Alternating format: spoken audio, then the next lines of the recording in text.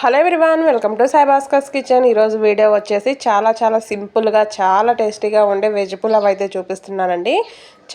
నిజంగా చాలా బాగుంటుంది. తప్పకుండా ఒకసారి ట్రై చేయండి. దీనిలోకి ఎక్స్ట్రా గ్రేవీలు కూడా అవసరం ఉండదు.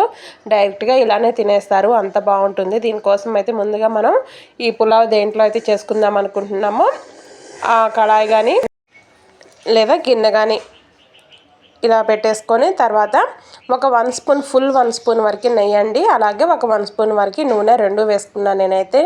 లేదా అచ్చం నెయ్యితోటైనా నూనెతోటైనా చేసుకోవచ్చు. అది మీడియం హీట్ అవ్వగానే బిర్యానీ దినుసులు అండి, నేను మొత్తం ఏం వేయలేదు, కొంచెం లైట్గా స్పైసెస్ వేసుకున్నాను అంతే. అవి వేగినాక ఒక గుప్పెడు జీడిపప్పు అనేది కంప్లీట్గా ఆప్షనల్ అండి. జీడిపప్పు కూడా దూరగా వేయించుకున్నాక ఒక 2 పచ్చిమిర్చి, అలాగే మీడియం సైజువి 2 ఆనియన్స్ అండి, ఇలా బారుగా స్లైసెస్ లాగా కట్ చేసి వేసుకోవాలి. ఇప్పుడు ఇవి మంచిగా కొంచెం కలర్ చేంజ్ అవ్వాలి. అలా కలర్ చేంజ్ అవుతున్నాయి అనుకున్నప్పుడు క్యాప్సికమ్ ముక్కలు ఒక 2 నుంచి 3 క్యాప్సికమ్ అయితే ఇలా బారుగా కట్ చేసి వేసుకున్నాను.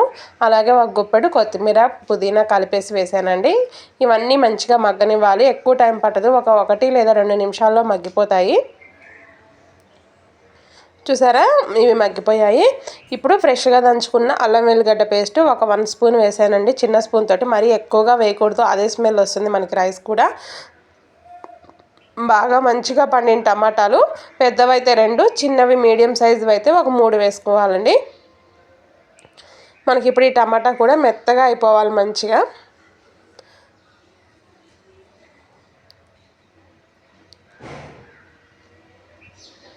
ఇలా మంచిగా ఒకసారి కలిపేసుకొని టమాటా అనేది కొంచెం మగ్గనిస్తే చాలు, ఎక్కువ టైం ఏం పట్టదు.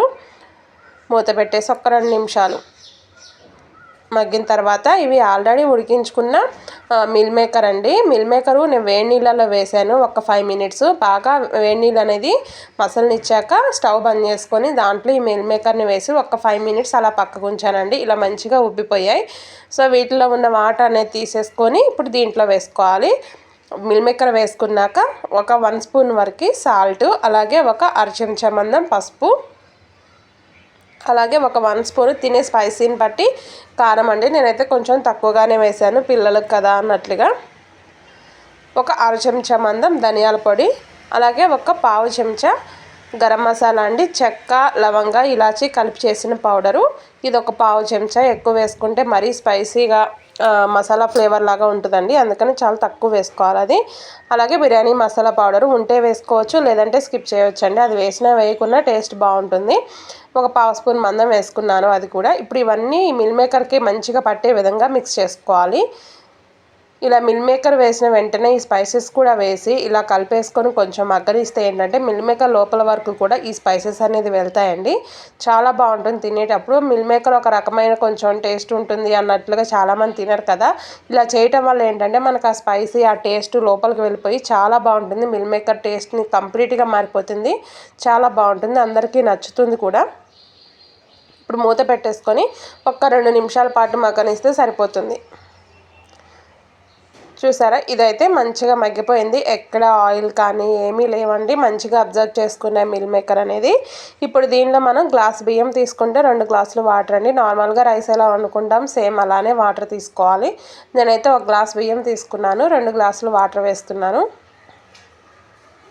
ఇప్పుడు ఒకసారి సాల్ట్ చెక్ చేసుకొని కొంచెం సాల్ట్ యాడ్ చేసుకోండి. నేనైతే ఒక పావు చెంచా మందం యాడ్ చేసుకున్నాను.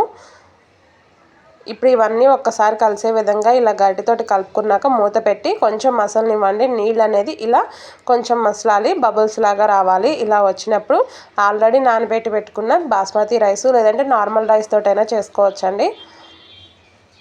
ఇవి ఆల్రెడీ నానబెట్టుకున్నాను ఒక 15 మినిట్స్ ముందే, 15 నిమిషాల ముందే నానబెట్టుకున్నాను. ఇప్పుడు ఇవి కూడా దీంట్లో వేసుకొని మంచిగా ఒకసారి కలిసే విధంగా కలుపుకోవటమే. సాల్ట్ అనేది మంచిగా చెక్ చేసుకొని వేసుకోండి, లేకపోతే కొంచెం ఎక్కువ తక్కువ అయినా కూడా అంత అనిపించదు కదా తినేటప్పుడు టేస్టీగా. అందుకని సాల్ట్ అనేది మంచిగా చెక్ చేసుకొని సరిపోయే విధంగా వేసుకోండి.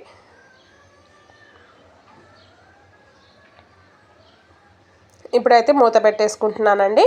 మూత పెట్టి ఫ్లేమ్ హైలోనే పెట్టుకొని మనకి సేమ్ ఇలా ఉడుకుపట్టే విధంగా ఉడికించుకోవాలి. ఇలా ఉడుకు పట్టింది అనుకున్నప్పుడు, బబుల్స్ లాగా వస్తున్నప్పుడు ఫ్లేమ్ అనేది కంప్లీట్గా సిమ్లోకి టర్న్ చేసుకోవాలి. మనం రైస్ వండినప్పుడు అన్నం వండినప్పుడు ఎలా అయితే పొంగొచ్చాక సిమ్లో పెట్టుకుంటామో సేమ్ అలానే పెట్టుకొని మంచిగా ఉమ్మగిలే వరకు ఉమ్మగిలనిస్తే చాలండి, అయిపోయినట్టే. స్టవ్ అయితే బంద్ చేశాను.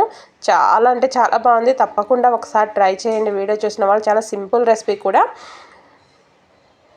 వీడియో కానీ నచ్చితే లైక్ చేయండి. ఇలాంటి వీడియోస్ కోసం సబ్స్క్రైబ్ అయితే చేసుకోండి. ఎవరికైనా యూజ్ అవుతుంది అనుకుంటే షేర్ చేయండి.